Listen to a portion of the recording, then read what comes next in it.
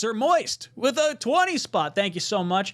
If we draft Bowers, what pick would we get for Conklin? We would save over $5 million. So first and foremost, I do want to throw this in the chat right now because we had a $20 super chat come in. You get to freeze one of the three of us. So poll question is in the chat. We'll go across this conversation here, and then after this, we'll freeze one of us, and I get the feeling my ass is going to be the one that's doing it because of the Brock Bowers comments.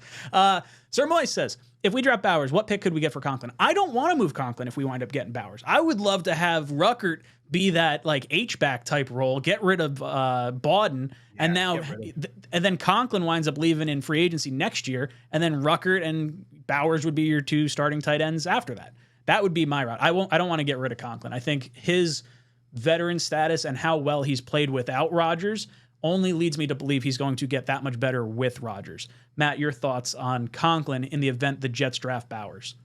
Yeah, I wouldn't trade him. I would keep all three, and that might sound crazy in theory. And I get what Sir Moist, I get the logic that Sir Moist is coming with, right? Like you get this stud tight end, you think theoretically you could move off the one. I think they need as many weapons as possible, and as we discussed, Bowers is someone who they could line him up as a big slot, and you could have Tyler Conklin on the field lined up as, you know, a regular inline tight end. So, you know, I don't think they would move off of him if that's the direction that they went, and nor do I think they should, because they need these pass catchers and weapons. Creepy, what about you? If the Jets did take Bowers, would you do anything with Conklin? No.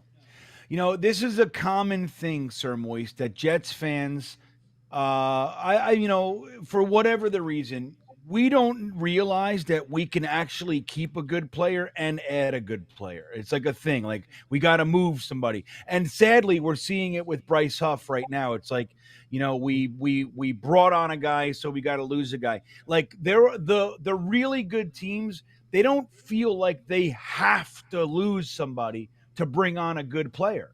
And if that good player plays a little bit less than the other good, it doesn't matter. Like just stockpile. Like Conklin is a very good tight end. He blocks well, and he's a damn good pass catcher. He had those drops in the first year with us, particularly in the Minnesota game. He had like 6 drops.